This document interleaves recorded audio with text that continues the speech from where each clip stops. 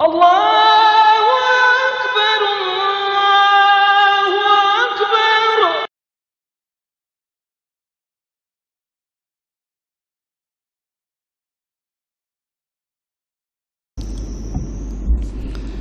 أعوذ بالله من الشيطان الرجيم. بسم الله الرحمن الرحيم.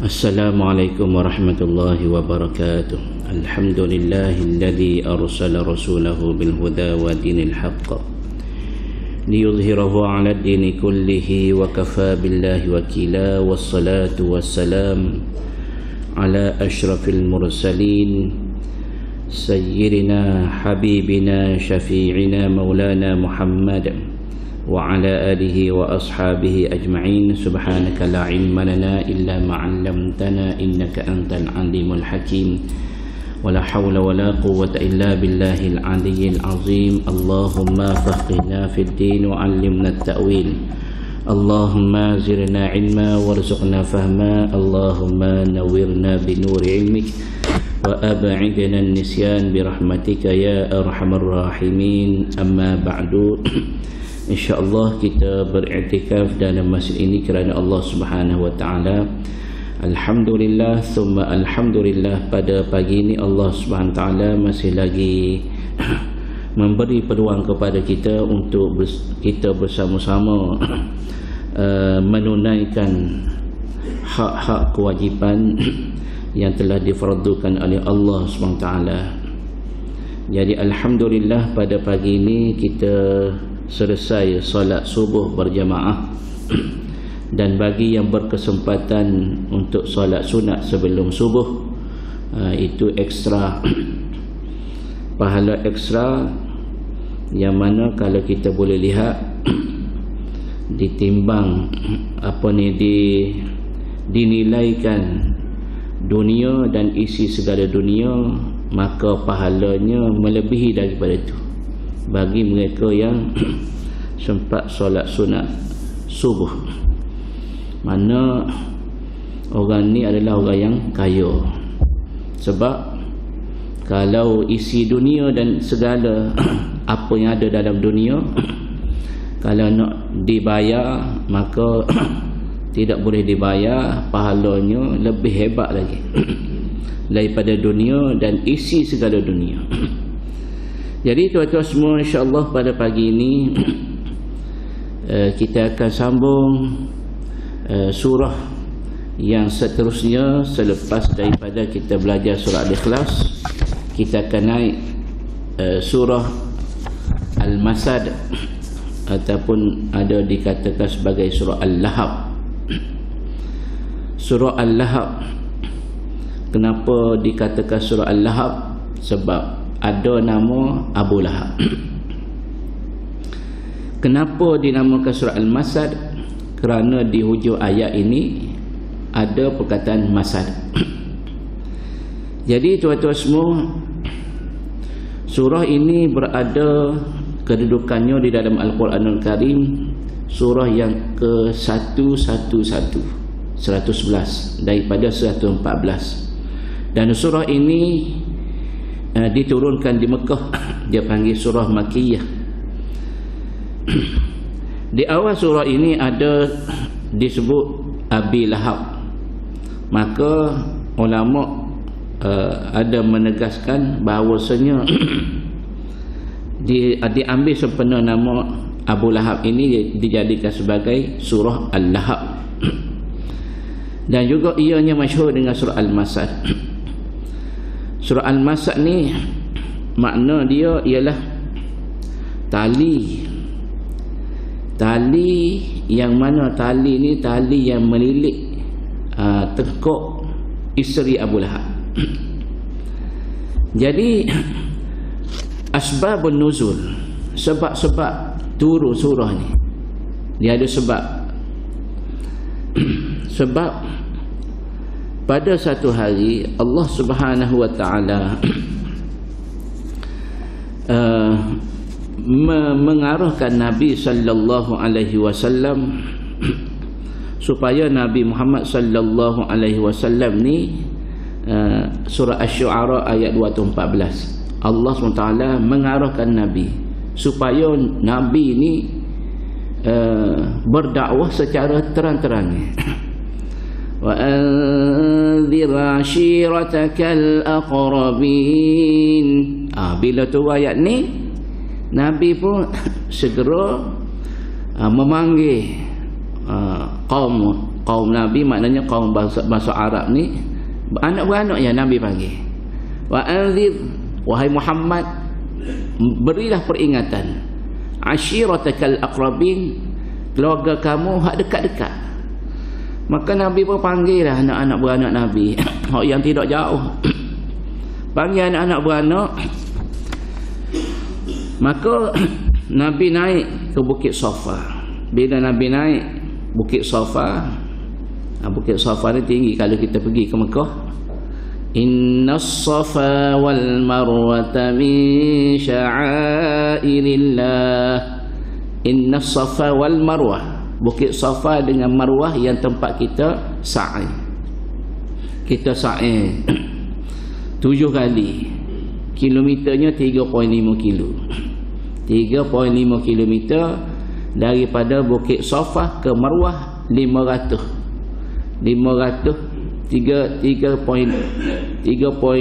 kilo, maknanya 500 meter sekali pergi. Sekali 2 kali round 1 kilometer. 0.5 kilo satu round.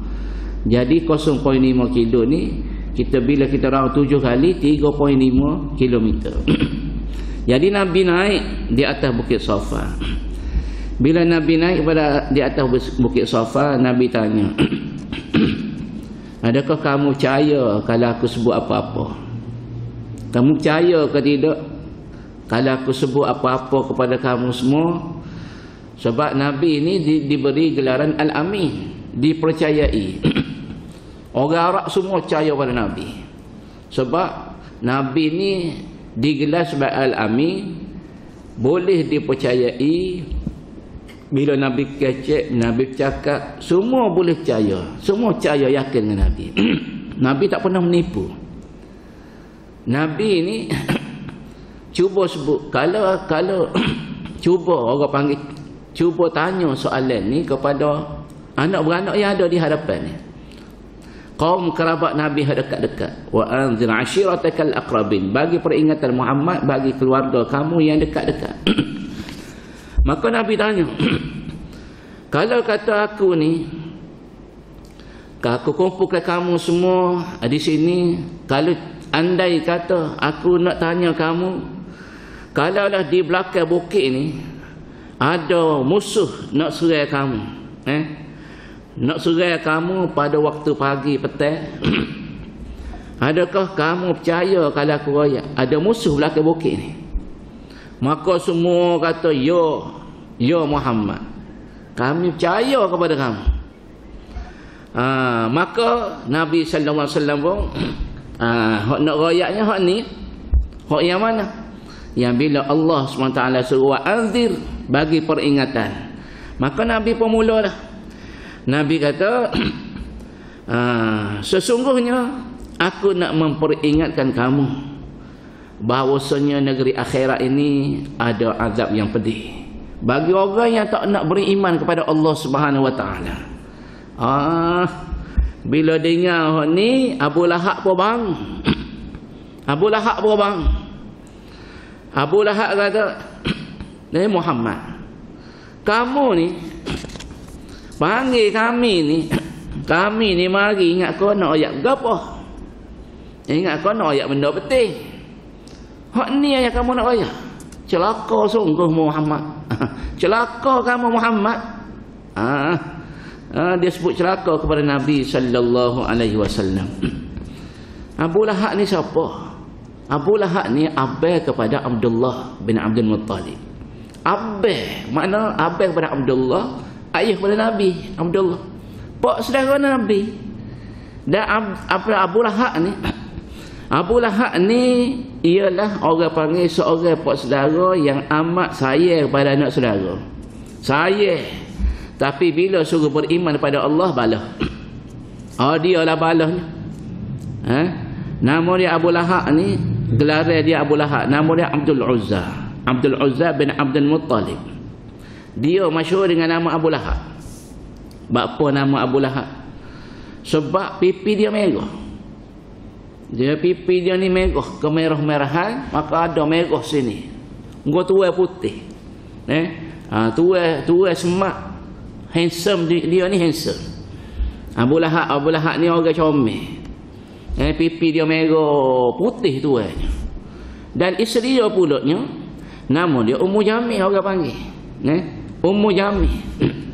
Ummu Jamil ni disebut juga wa mara'atuhu ni. Dalam Quran ni surah Al-Masad ni ada sebut bini bini Abu Jahal. Bini Abu Jahal ni nama dia, gelar dia Ummu Jamil, iaitu ibu, seorang ibu yang comel. Tua comel. Abu Lahab semak bini comel loteh bini ni. Tetapi perangai tak comel. Perangai tak comel. Maka tuan-tuan semua, kita datang muka dunia ni, kalau tua handsome, tua comel, kalau orang puai comel, cute. Tapi kalau Allah SWT murka, tak ada nilai. Na'udzubillah min dzalik. Handsome, setengah mana handsome pun, kalau Allah SWT murka, tak ada nilai kita di sisi Allah SWT. Tak ada nilai diri kita ni. Jadi tuan-tuan semua, maka oleh kerana Abdul Uzza ataupun Abu Lahab ni, dia maki Nabi, dia sebut celaka pada Nabi, maka Allah SWT turunkan surah ini. Cerita dia ni, mana dia panggil Asbabun Nuzul. Ketika Nabi lahir, nak cerita Abu Lahab ni sayang kepada Nabi. Ketika mana Nabi dilahirkan, dia suruh seorang seorang hamba dia yang nama Thuwaibah menyusukan Nabi. Sebelum Nabi disusukan oleh Halimatus Sa'diyah daripada perkampungan Bani Sa'ad, maka dia suruh, dia minta Thuwaibah ni, wahai Thuwaibah, kamu hamba aku nak kamu menyusukan anak saudara aku yang aku kasihi ni. Kamu susu dulu dia. Susu dulu. Dia bagi hamba dia, nak ceritanya dia ni sayang kepada Nabi. Tetapi bila Nabi sallallahu alaihi wasallam bawa Islam, di situlah bila Allah Subhanahu wa taala, Nabi sallallahu alaihi wasallam suruh manusia sembah Allah SWT. Allah SWT itu adalah Tuhan yang satu. Situlah dia kata anak saudara ni tak pakai kerja. Sebab apa? Sebab melanggar dan juga membuat mereka agamanya baru, iaitu Islam. Sedangkan Islam ini adalah agama langit, agama daripada langit yang diturunkan oleh Allah Subhanahu wa taala. Baik tuan-tuan semua, insya-Allah kita cuba lihat dan kita cuba baca dan kita tadabbur makna. A'udzu billahi minasy syaithanir rajim.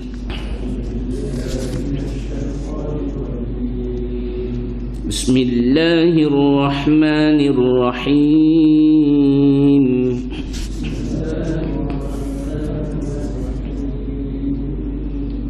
Tabbat yada abi lahabin wa tabb.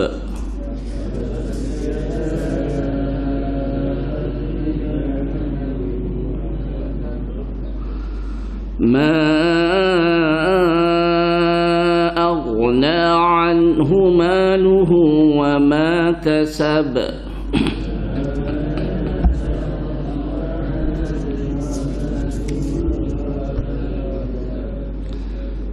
Sayasla naran dhata lahab.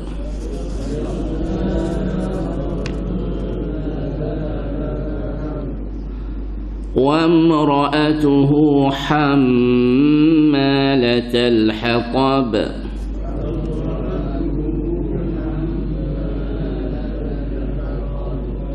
في جيدها حبل من مسد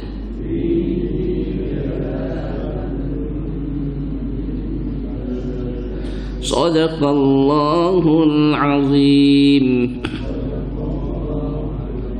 Tuan-tuan semua, alhamdulillah kita baca daripada ayat yang pertama hingga ayat yang kelima. Surah Al-Masad ini di belakang ayat ni, di ujung ayat ni dia ada hukum di situ qalqalah. Semuanya qalqalah. Qalqalah ni sini qalqalah kubra. Sebab apa? Sebab huruf itu qaf, ta, ba, jim, dal. Ini 5 huruf ni.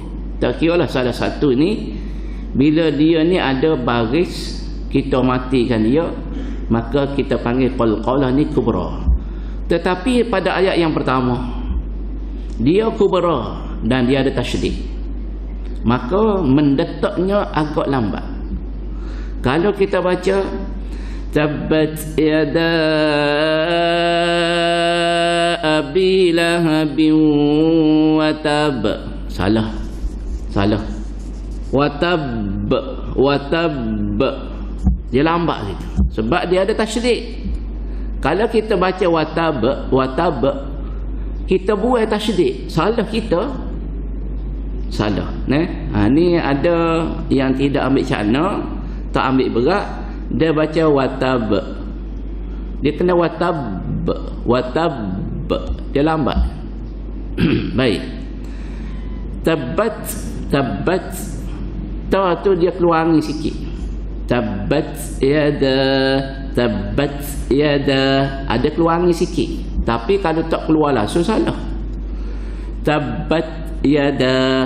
Salah. Tabbat yada dal, bukan tabbat yada, lain. Tabbat yada dadidu, bukan tabbat yada dadidu, lain.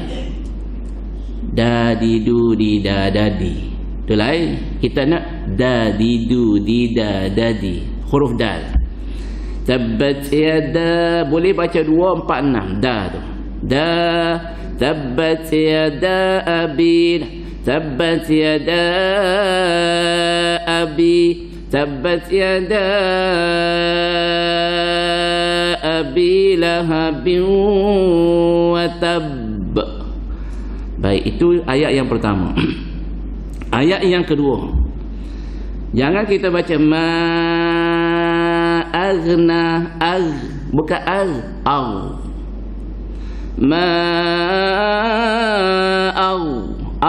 bukan Kalau kita baca salah, dia tak penuh lagi.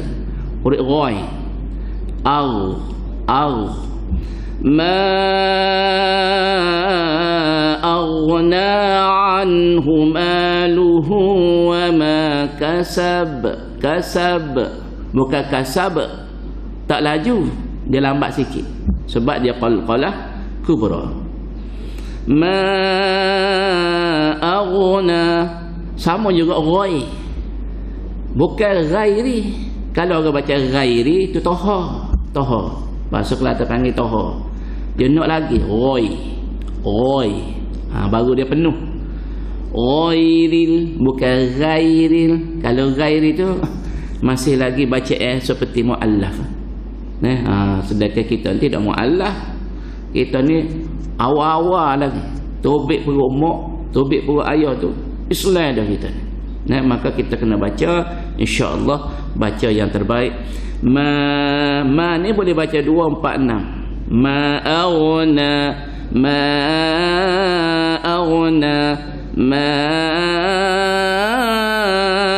aghna. Hukum di sini mak jaiz, sama juga sebelah atas tadi, mak jaiz munfasil. Mak jaiz boleh pilih 2 ataupun 4 ataupun 6. anhu maluhu wa ma kasab. Sayasla, bukan yas, mulut kita jadi kembung. Sayasla naran za, bukan za, bukan naran za, itu salah. Sayasla naran zata lahab wa mara'atuhu. Di sini kita kena beringat baca, jangan baca wam kemah mim mati, wam ra'atuhu, jangan baca wam ra'atuhu, dia panggil bacaan kita tidak kemas.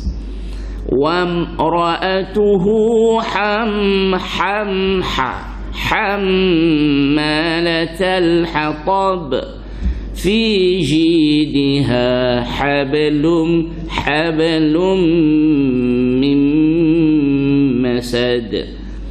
Jadi insya-Allah itu di antara sentuhan berkaitan dengan dia panggil apa, ilmu fasahah,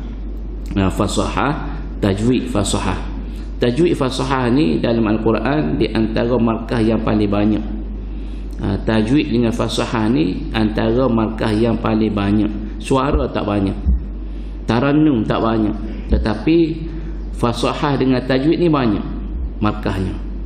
Jadi bila kita baca, Allah SWT suruh kita baca Al-Quran ini, warattilil Qur'ana tartila, bacalah kamu akan Quran itu secara tartil, ay bit tajwid.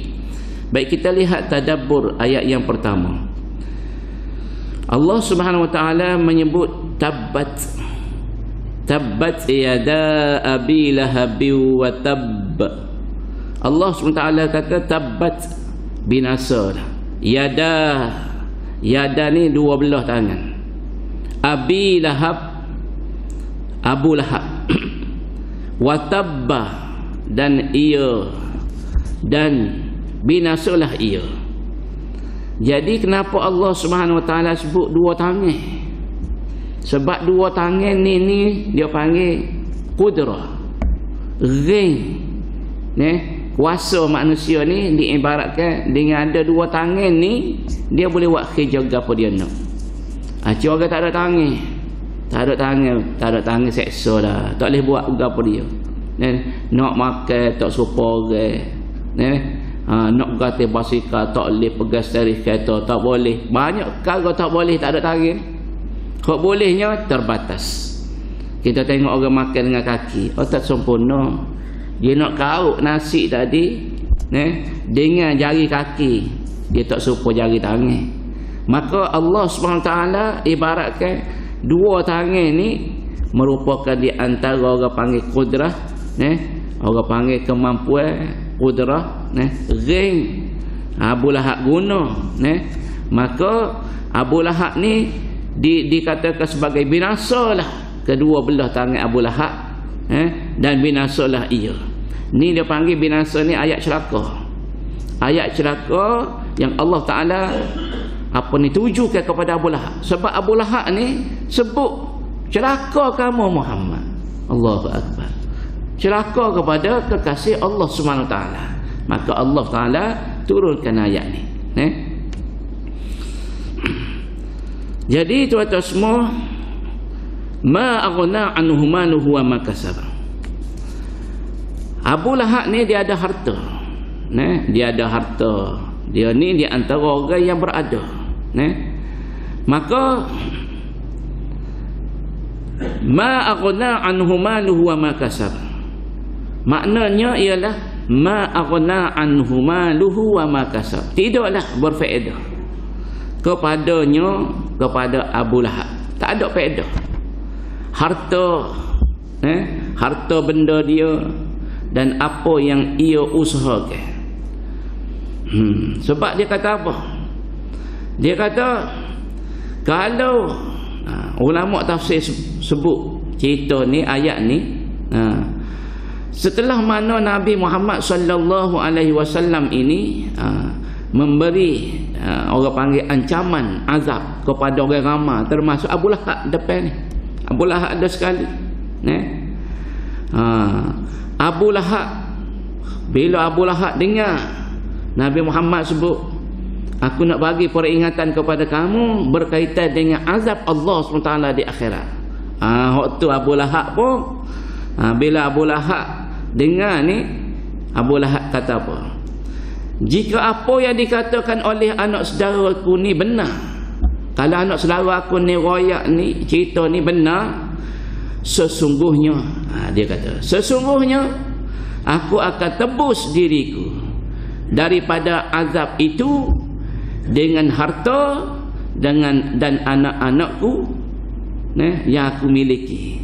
Aku ada harta banyak, aku ada anak-anak, maka aku akan tebus. Tak kena azab tadi dengan aku bayar. Aku bayar, duit aku banyak, harta aku banyak, tak kena azab. Dia ingat boleh bayar, tak kena azab.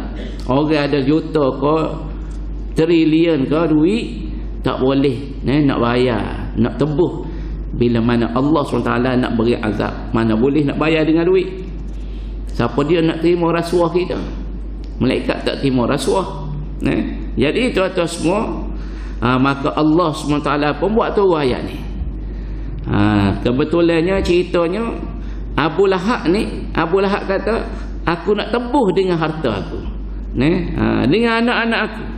Maka Allah SWT menjawab, ma aghna anhu maluhu wa ma kasab. Tiadalah berfaedah kepada Abu Lahab apa yang ia miliki, iaitu harta benda dan apa yang ia usahakan. Tak boleh. Orang panggil tak boleh memberi manfaat sedikit pun kepada Abu Lahab untuk nak lari daripada azab Allah Subhanahu wa taala. Maka Allah SWT sebut dalam ayat yang ketiga, sayasla naran zata lahab. Sebiji sin ini ringkasan, dia panggil ringkasan daripada saufa. Dia asal perkataannya saufa. Saufa ni makna akan. Contoh hamba sebut, saufa azhabu ilal madrasah, saya akan pergi ke sekolah. Saufa ni makna akan. Tetapi dalam ayat ni ringkasan daripada saufa. Sin sebut itu makna akan. Sayasla naran dzata lahab. Kelak nanti akan dia ini akan masuk ke dalam api yang melonjak-lonjak, api yang bernyala-nyala. Siapa dia ni? Abu Lahab. Abu Lahab akan masuk dalam neraka, yang mana neraka ini apinya yarkabu ba'duha ba'da. Dalam hadis Nabi sebut yarkabu ba'duha ba'da, api ini dia memanjat sama-sama dia.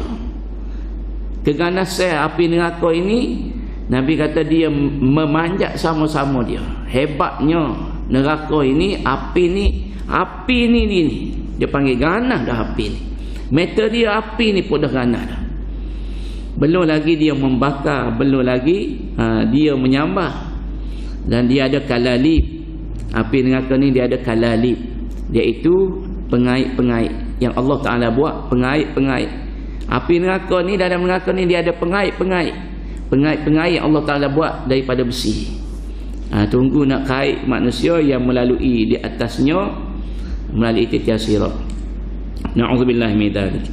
Maka Allah SWT sebut ni, Abu Lahab ni dia akan masuk neraka. Na'udzubillah min dzalik. Allah Ta'ala gazet dah. Kerana celakanya Abu Lahab ni, walaupun dia pak saudara Nabi, celakanya perbuatan dia ni mempengaruhi orang ramai. Orang panggil tunjuk ajar kepada orang ramai, orang Mekah, supaya berani menghina Nabi Muhammad sallallahu alaihi wasallam. Aku ni pak saudara dia, aku pun marah, aku pun hina, aku pun maki kat puak-puak mung hak tidak waris-waris ni. Lagi-lagi lah boleh. Ni dia nak kepala pengat. Kepala pengat. Umur dia ni, dia mati dah lebih kurang 74-75 tahun. Umur panjang. Berbanding dengan Abu Jahal. Abu Jahal 50 lebih umur. Dia ni umur dia 74-75, barulah dia mati. Tuan-tuan semua, ayat yang keempat, Allah SWT sebut wa mara'atuhu hammalatal hatab, dan begitu pula isterinya. Wa mara'atuhu ni isteri dia, wa mara'atuhu ni maknanya perempuannya. Perempuannya ni makna isteri dia. Isteri siapa? Hu ni Abu Lahab. Isterinya, isteri Abu Lahab ini hammalatal hatab, pembawa kayu bakar, kayu api. Isteri dia ni yang gelar dia Ummu Jamil ini dimasukkan ke dalam neraka sebagai orang panggil pembalasan kepada kejahatan dia. Dia ni di antara orang yang jahat kerana dia ni di antara orang yang berusaha sedaya upaya mengatur duri-duri di tengah jalan. Yang mana Nabi duduk lalu, dia atur duri-duri ni, dia gelepar duri supaya Nabi ni kena duri ni. Nak menyakitikan Nabi supaya Nabi tak boleh nak pergi berdakwah, nak pergi jumpa orang ramai, dia letak tepat laluan Nabi ni duri-duri. Ni di antara orang panggil perbuatan yang dimurkai oleh Allah Subhanahu Wa Taala. Dan juga perangai Ummu Jamil ni, isteri Abu Lahab ni, bukan setakat dia usaha dengan kudrat ring dia bawa duri-duri ni duk atur kat tengah jalan, duk tabur kat tengah jalan laluan Nabi. Bukan setakat tu sahaja, tetapi ianya juga orang panggil fitnah kepada Nabi. Dia duk bawa mulut, duk menaburkan fitnah kepada Nabi. Banyaklah cerita dia duk tuduh Nabi ni, duk kata macam-macam Muhammad ni tak boleh percaya, apa bohong, tukar sihir, belawak, jahat, macam-macam cerita, memburukkan Nabi sallallahu alaihi wasallam, memfitnahkan Nabi. Mulut dia ni memang celaka, walaupun tuai comel tetapi mulut celaka. Tuan-tuan semua, kita datang muka dunia ni, biarlah tuai tak comel tapi mulut kita baik. Jangan kita taburkan fitnah, jangan kita mengadu domba, jangan kita buat orang lain jadi orang panggil balas dengan sebab kita. Jadi tuan-tuan semua, banyakkan kita ini sebut perkara-perkara yang baik, perkara-perkara yang baik. Jadi tuan-tuan semua, kalau kita tak boleh nak sebut perkara yang baik, maka Nabi sallallahu alaihi wasallam ajar kita supaya kita diam. Kita diam, baik kita diam. Berbanding dengan kita ni banyak bercakap, tetapi cakapan kita ni perkara membawa kepada perkara yang dosa. Jadi di neraka pula, akhirat ni, di neraka ni membawa kayu bakar api neraka, lalu dia akan melemparkan kepada suami dia untuk ditambahkan lagi azab-azab. Ni kita ni di akhirat ni, Allah Subhanahu Wa Taala akan paksa supaya isteri dia ni, Ummu Jamil ni, dia akan tambahkan lagi, bawa kayu bakar api neraka, dia kena gendong, kena bawa, kena papah, ditambah lagi, biar dengan adanya kayu bakar api neraka ni menyebabkan suami dia ni lagi kena bakar dengan dahsyat, lebih terseksa daripada orang lain. Ini Allah Ta'ala sebut dalam ayat ni, wa mara'atuhu hammalatal hatab.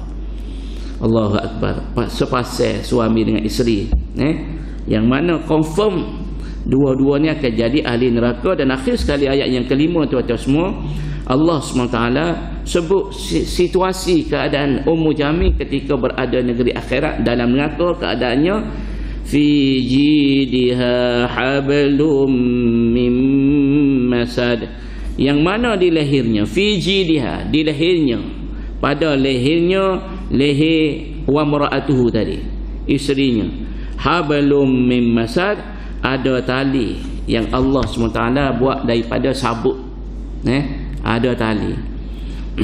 Jadi katanya Ibnu Musayyab, semasa di dunia Ummu Jamil mempunyai seutas rata kalung, yang bertatahkan batu permata yang mahal harga dia. Ada batu permata di rata dia ni, di kalung ni. Harga apa mahal? Dia mengata apa dia? Dia kata demi Allah wal Uzza. Demi Tuhan yang bernama Al-Lata dan Tuhan yang bernama Al-Uzza. Tuhan mereka yang mereka kata Tuhan. Kalau ini aku jual untuk mengumpul biaya bagi memusuhi Nabi Muhammad, maka Allah membalas perbuatan jahat dia. Dia jual kalung ni, rata dia ni dia jual untuk dia belanja ke untuk perang dengan Nabi, untuk memusuhi Nabi, untuk bagi upah kepada orang khianat Nabi. Macam-macam dia guna dengan duit dia jual kalung tadi tu untuk dia buat balas dengan Nabi, untuk dia buat perang memusuhi Nabi sallallahu alaihi wasallam. Maka di akhirat Ummu Jamil ini akan dikalungkan dengan tali-tali daripada api neraka yang akan mengikat lehernya sebagai pembalasan daripada Allah SWT. Masya Allah. Jadi tuan-tuan semua, kita duduk atas muka dunia ini, jangan kita terlibat dengan perkara-perkara yang maksiat, dan tambah-tambah lagi perkara yang orang panggil yang melawai agama, melawai dakwah Nabi sallallahu alaihi wasallam. Insya-Allah kita bagi kerjasama dan kita bagi orang panggil semangat, kata-kata semangat dan juga perangsang kepada orang ramai supaya kita pakat-pakat duduk atas muka dunia ni cari redha Allah Subhanahu wa taala dan kita membantu agama Nabi sallallahu alaihi wasallam, insya-Allah. Jadi tuan-tuan semua, inilah peringatan Allah SWT yang mana ada dua orang lelaki, lelaki dan suami dan isteri ni, dua orang ni. Lelaki maknanya suami dan isteri ini, dua-dua ini adalah confirm menjadi ahli neraka. Kenapa? Kerana memusuhi agama Allah SWT dan memusuhi Nabi Muhammad sallallahu alaihi wasallam sebagai rasul yang diutuskan oleh Allah Subhanahu wa taala. Insya-Allah tuan-tuan semua, supaya kita ni baca lebih kita memahami, maka kita sudah mentadabbur ayat 1 hingga 5. Mudah-mudahan bila mana kita baca surah Al-Masad ini, surah Al-Lahab ini, kita faham makna-makna, insya-Allah. Jadi tuan-tuan semua, begitulah peringatan Allah SWT di dalam ayat 1 hingga 5 di dalam surah Al-Lahab ataupun Al-Masad ini. Dan insya-Allah kita akan sambung insya-Allah esok surah An-Nasr, iaitu pertolongan Allah Subhanahu wa taala. Jadi yang berasa sekolah tu dululah untuk pagi ini. Mudah-mudahan kita hadir pada pagi ini mendapat pahala dan juga sebagai bekalan kita amalan yang kita boleh bawa bertemu dengan Allah SWT, insya-Allah. Jadi mengucap terima kasih kepada semua pihak, terutamanya pihak ahli jawatan kuasa memberi laluan kepada hamba pada pagi ini. InsyaAllah kita bertemu pada pagi esok insyaAllah dengan izin Allah. Yang baik daripada Allah Ta'ala, yang lemah itu kelemahan diri yang sendiri, wallahu alam. Kita tanggung dengan tasbih kafarah dan suratul asri. Subhanakallahumma wa bihamdika asyhadu an la ilaha illa anta astaghfiruka wa atubu ilaik. Bismillahirrahmanirrahim. Wal 'asr innal insana lafi khusr إلا الذين آمنوا وعملوا الصالحات وتواصوا بالحق وتواصوا بالصبر. السلام عليكم ورحمة الله وبركاته.